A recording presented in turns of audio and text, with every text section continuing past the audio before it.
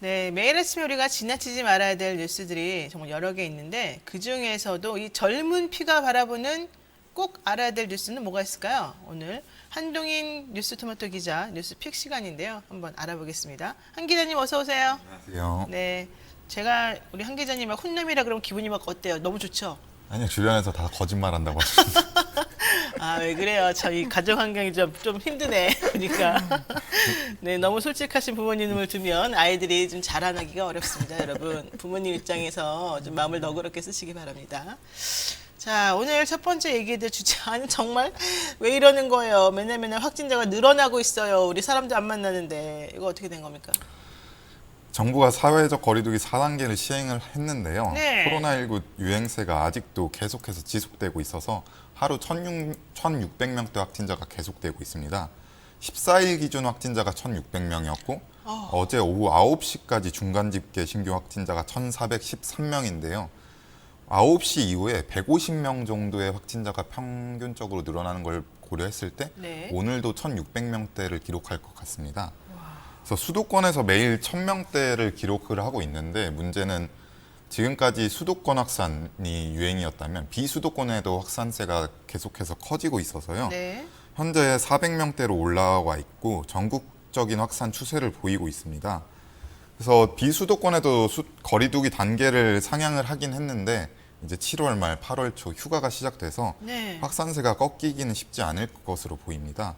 그래서 4단계 효과는 언제 나타나느냐 이게 그렇죠. 중요한데요. 최악의 시나리오는 지금 확산세가 계속해서 유지되는 것입니다. 8월 말 확진자가 2,300명까지 늘어나고 그 이후에나 9월 중순쯤에 1,600명대로 떨어질 수도 있다. 이런 분석도 나오고 만약에 거리두기 4단계 효과와 백신 접종 효과가 나타난다면 8월 말에 800명대로 꺾일 수 있다.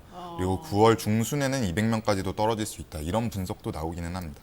그래서 정부는 4단계 효과가 나타나는 데까지는 지금 현재 월화수목금 5일 동안 진행이 됐는데 네. 최소 일주일은 걸려야 이제 효과가 나타나기 시작할 것이라고 봤고요. 2주 동안만 이제 전 국민들이 이제 도와줘서 거리를 두면은 안정세에 접어들 수 있다고 봤습니다. 근데 전문가들은 4단계 효과가 나타나려면 다음 주 수요일 정도는 돼야 효과를 확인할 수 있다고 말을 하기는 했는데 네. 이게 계속해서 길어질 가능성도 있다고 보고 있습니다. 아니 그러면은 우리가 지금 4단계를 25일까지 하기로 했는데 네. 사실은 지금 현재 추세를 보자면은 한 2주 더 늘어날 수도 있어요. 예, 현재 추세대로라면은 추가적인 거리두기 단계 조치가 유지될 것 같습니다. 아이고 정말 제가 너무 원하지 않은 방향으로 가고 있는데 어떡하나 걱정입니다.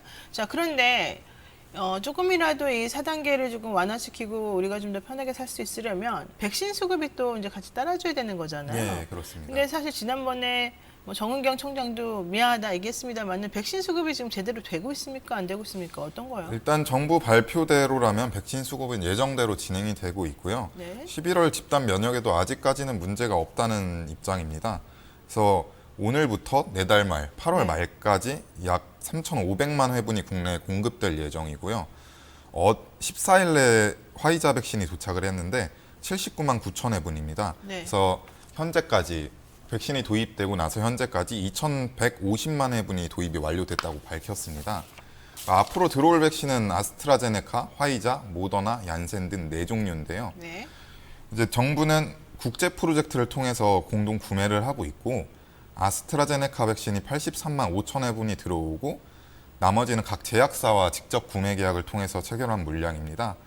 그래서 제약사 직계약 물량은 3,400만 회분이고 네. 1차 접종만 맞는 얀센 백신이 10만 회분입니다.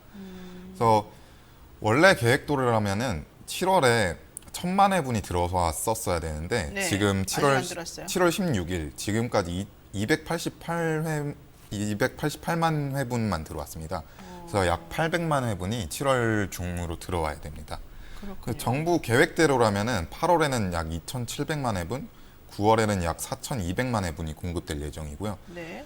지금까지 도입이 된 것까지 합치면 총 1억 9,300만 회분입니다.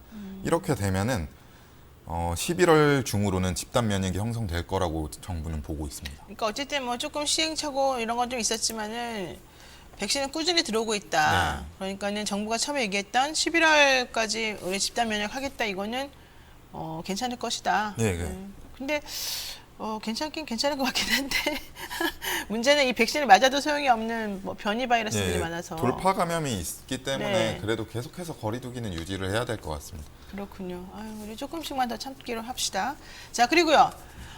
최재형 전 감사원장이 아주 전격 입당했습니다. 국민의힘으로. 예. 이렇게 되면은 윤석열 전 총장 매우 불안할 것 같은데요. 예, 그렇습니다. 네, 어떻습니까? 네. 대선 출마를 준비하고 있는 최재형 전 감사원장이 어제 국민의힘당에 입당하면서 네. 야권의 대선 판도가 변하고 있다는 평가가 나오고 있습니다. 그러니까 윤석열 전 검찰총장이 애매한 모습을 보이고 있고 그렇죠. 국민의당 안철수 대표는 국민의힘과 합당 문제를 계속해서 지지부진하게 이어가고 있는데 네. 최재형 전 감사원장이 정치 참여 선언 이후에 일주일 사퇴 17일 만에 전격적으로 입당을 하면서 그러니까요. 속전속결을 하는 모습을 보이면서 보수 야권에 대해서 기대감이 조금 커지고 있습니다. 그래서 이준석 대표도 최재형 원장을 필두로 해서 당 경선을 당 중심으로 해서 대선 판을 구성할 계획이고요. 네. 그러니까 최재형 전 원장이 1호 입당, 장외주자로는 1호 입당을 하면서 스포트라이트를 굉장히 많이 받았습니다. 그래서 윤 전 총장과는 다르게 과감하고 결단력 있다. 이런 모습을 보이면서 보수 중도층까지 끌어들일 수 있는 거 아니냐. 이런 평가가 나오고 있습니다. 다만 네. 이제 정치적 중립, 이 문제와 지지율이 지금 현재 대략 5% 정도 나오는데 인지도 부분, 이 문제를 해결해야 될 것으로 보입니다. 네. 윤 전 총장도 보수, 중도, 진보 인사를 두루두루 만나고는 있는데 뭐 이렇게 큰 효과는 없었고요. 네. 그래서 선택지가 계속해서 줄어들고 있다 이런 평가가 나옵니다. 또 최근 여론조사에서는 이재명 지사와 격차가 계속해서 줄어들고 있고 네. 하락세를 보이고 있고 그 중에서 2강 구도였는데 이제 이낙연 대표까지 올라오면서 2강 1중 구도 이렇게 형성이 되고 있어서 윤 전 총장도 이제 조만간 뭐 입당을 고려하거나 삼지대를 꾸리거나 할 것으로 보입니다. 만약에 윤 전 총장까지 입당하게 되면 국민의힘은 되게 복잡스럽겠어요. 예, 그렇습니다. 자, 좋습니다. 근데 최재형 감사원장은 워낙 조직에만 계속 있던 분이어서 혼자서는 사실 바깥에서 오래 못 버틸 거다 생각했는데 역시 그런 예상이 맞았네요. 자, 그리고요. 대체 공휴일 이거 어떻게 해요? 우리 그때 너무 이번에 공휴일이 없어가지고 대체 공휴일 많이 해준다 그래서 나는 정말 기대를 많이 했거든요. 네. 근데 뭐 용두삼이에요? 왜 이래요? 예, 국회에서 법이 통과됐을 때는 모든 공휴일이 일요일, 토요일이라면 네, 월요일에 월요일에 해준 쉴 줄 수 있다 알았어요. 이렇게 했었는데 네. 정부가 조금 변화를 줬습니다. 그래서 3.1절, 광복절, 개천절, 한글날 쉬는 국경일이 주말과 겹칠 경우에만 대체 공휴일을 적용하기로 했고요. 네. 그래서 올해를 보면 광복절, 개천절, 한글날 직후에 월요일이 빨간 날이 됩니다. 그러니까 올해를 기준으로 봤을 때 성탄절이 지금 토요일인데 네. 성탄절은 제외가 됐습니다. 그러니까 인사혁신처가 개정안을 발표하면서 오늘 입법 예고를 할 예정인데요. 네. 개정안에 따르면 기존에 7일이 대체 공휴일이 적용되는 게 7일이었습니다. 네. 그래서 광복절, 개천절까지 합치면 총 11일이 됩니다. 그래서 석가탄신일, 성탄절은 빠질 예정이고요. 네. 앞서 말씀드린 대로 국회에서 통과될 때는 보도가 이제 모든 공휴일에 적용될 거다 네. 했지만 공휴일인 국경일에만 하기로 했고요. 결국에는 국민 휴식권을 보장하면서도 중소기업이나 이런 경영계 등 부담이 있기 때문에 적절히 조화를 이룬 것 같습니다. 그렇군요. 어쨌든 뭐 노는 날을 생각보다 좀 줄긴 했지만 대체 공휴일 된다니까 네. 그나마 그래도 숨통이 조금 트이는데 뭐 공휴일이 있어서 사실 특별히 하는 건 없어서 앞으로 어떻게 될지 모르겠습니다. 자, 오늘 말씀 여기까지 듣기로 하겠습니다. 오늘 한동인 기자 고맙습니다. 네, 지금까지 여러분 노영희 뉴스 인사이드에서 한동인 기자가 진행하는 한동인의 뉴스픽 들으셨습니다.